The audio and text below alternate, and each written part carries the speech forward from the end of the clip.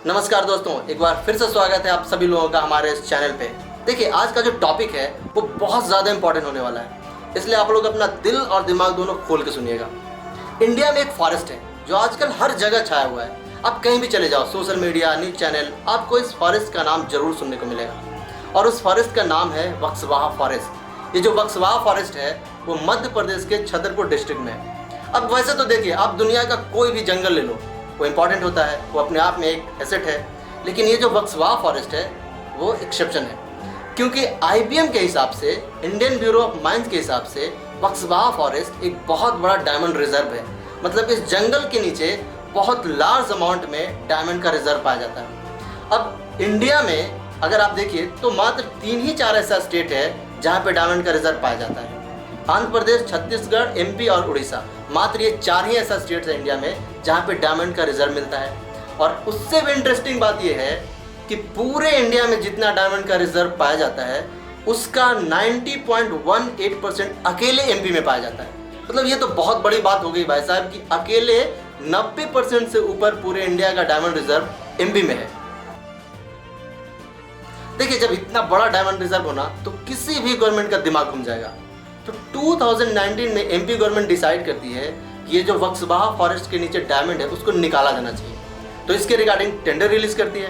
Tender में बहुत सारी कंपनीज को इनवाइट करती है कि आओ, बोली लगाओ और हीरा निकालो।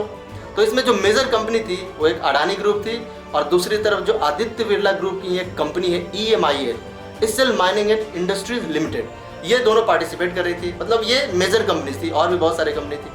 और फाइनली जो EMIL थी वो जीत जाती है बिड और ये पूरा लैंड इस EMIL को 50 साल के लिए लीज पर दे दिया जाता है। जाओ भाई, आप हीरा निकालो। अब देखिए, यहाँ पे समझने वाली बात ये है कि ये जो टेंडर था वो पूरे फॉरेस्ट के लिए, पूरे बक्सवाहा फॉरेस्ट के लिए नहीं था। इस बक्सवाहा फॉरेस्ट का एक छोटा सा पार्ट है, लगभग 382 हेक्टेयर का, 382 हेक्टेयर का, बस उतना एरिया के लिए हुआ था ये टेंडर।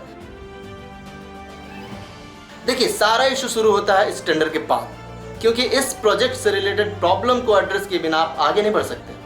तो सबसे पहले समझिए कि प्रॉब्लम क्या क्या है इस प्रोजेक्ट में। तो सबसे बड़ी प्रॉब्लम ये आ रही है कि इस प्रोजेक्ट को डेवलप करने के लिए कम से कम 2 लाख पेड़ को काटना पड़ेगा। भाई साहब, 2 लाख पेड़ का कटना एक छोटी सी बात नहीं है। एक जंगल से एक साथ 2 लाख पेड़ कट जाना एक बहुत बड़ी प्रॉब्लम है। ये एक इन्वायरमेंटल इशू ला सकती है। अब दूसरा प्रॉब्लम जिस एरिया की मैं बात कर रहा हूँ, जिस बक्सवाहा फॉरेस्ट का पार्ट का, वो एरिया ऑलरेडी एक ड्रॉट प्रोन एरिया है। पानी की बहुत ज़्यादा कमी है ऑलरेडी यहाँ पे। अब एक एरिया जो पानी की कमी से पहले से जूझ रहा है, उस एरिया में आप एक साथ 2 लाख पेड़ काटोगे, मतलब वहाँ और पेड़ लगाने की ज़रूरत है तो आप 2 लाख पेड़ काटने जा रहे हो। ये एक दूसरी चैलेंज। तीसरी बात, ये जो पेड़ कटेंगे उस एरिया का वाइल्ड लाइफ का क्या होगा, इसका कोई अता पता नहीं है। और चौथा सबसे इंपॉर्टेंट पॉइंट, ये जो एरिया है, जिस एरिया की मैं बात कर रहा हूँ, वहाँ पे लगभग 17 से 18 गांव हैं, जिसके अंदर लगभग 7000 ट्राइबल लोग रहते हैं। और ये जो ट्राइबल लोग हैं उनकी ज़िंदगी उसी फॉरेस्ट प्रोडक्ट से चलती है। इस फॉरेस्ट में बहुत सारा प्रोडक्ट है जो जंगल में मिलता है, महुआ है, चिरौंजी है, आंवला है, ये सब बेच के इनकी ज़िंदगी चलती है। अब जब एक साथ इतना सारा पेड़ जब काट दोगे तो उन लोगों की ज़िंदगी का क्या होगा, रोज़गार का क्या होगा।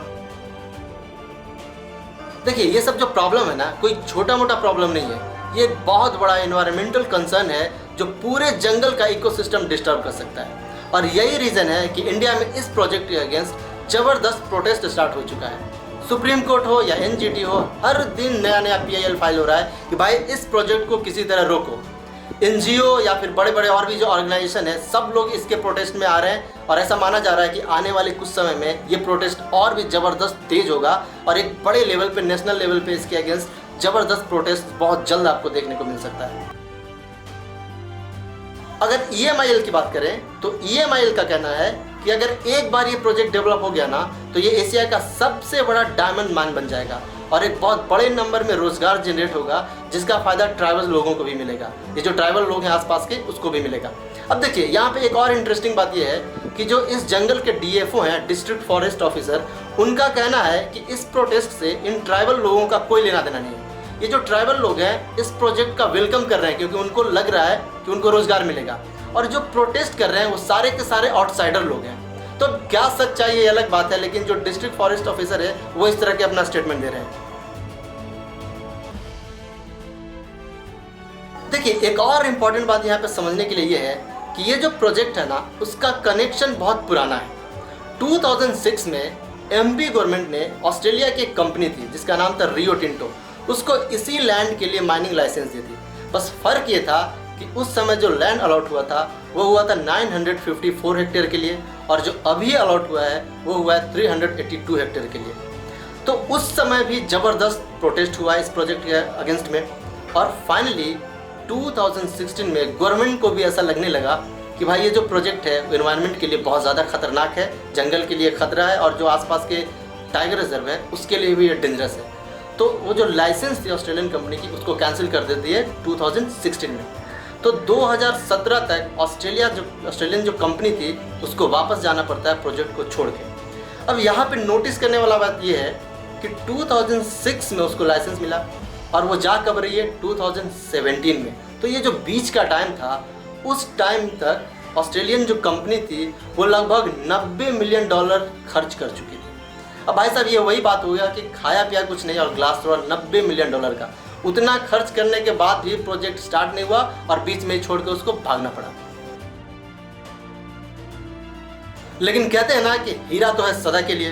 तो 2019 में एमपी गवर्नमेंट का फिर से दिमाग घुमा, उसको लगा भाई इतना बड़ा रिजर्व ऐसे कैसे छोड़ दे। तो 2019 में फिर से वो सोचती है कि इसको निकाला जाए और फिर से फ्रेश बिड स्टार्ट करती है जिसमें EMIL जीत जाती है।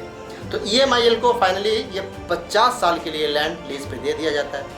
अब देखिए, EMIL को ऐसा नहीं है कि ये लैंड मिल गया तो काम स्टार्ट कर देगी, इसको अभी भी बहुत सारा एनवायरमेंटल जो क्लियरेंस है वो लेना बाकी है। और इसमें गवर्नमेंट को क्या फ़ायदा ये भी समझिए। जो गवर्नमेंट है नो डाउट इसमें कुछ ना कुछ परसेंटेज लेगी, और ऐसा अनुमान लगाया जा रहा है, मतलब एस्टिमेटेड है कि एमपी गवर्नमेंट को एक साल में इस प्रोजेक्ट से लगभग 1500 से 1600 करोड़ का रेवेन्यू जनरेट होगा।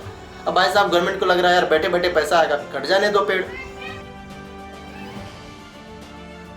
देखिए, EMIL तो कह रही है कि इससे बहुत सारा रोजगार मिलेगा ट्राइबल्स लोगों को या और भी लोगों को, लेकिन चलिए मान लेते हैं कि आपने रोजगार दे दिया। लेकिन भाई साहब, जो उतना सारा पेड़ कटेगा एक बार में, उसका जो इफेक्ट होगा एनवायरनमेंट पे, उसका क्या?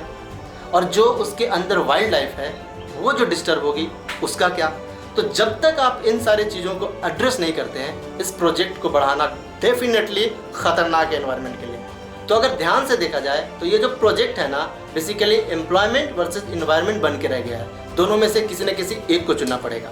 तो फटाफट कमेंट करके आप लोग बताइए कि अगर आपको दोनों में से किसी एक को चुनना पड़े तो आप क्या चुनिएगा, एम्प्लॉयमेंट या एनवायरनमेंट, और रीजन के साथ बताइएगा। अब आता हूँ मैं अपने ओपिनियन पे। देखिए, मेरा एक सिंपल सा ओपिनियन है इस पॉइंट के रिगार्डिंग कि जो जंगल है ना भाई साहब, दुनिया में जो फॉरेस्ट है वो खुद एक बहुत बड़ा डायमंड है। और हम लोग कर क्या रहे हैं, हम लोग जो कन्वेंशनल डायमंड है उसके चक्कर में रियल डायमंड को खो रहे हैं, और इसका खामियाजा पूरे ह्यूमैनिटी को भुगतना पड़ेगा। और इसका बहुत सारा एग्जाम्पल ऑलरेडी आपके सामने अवेलेबल है।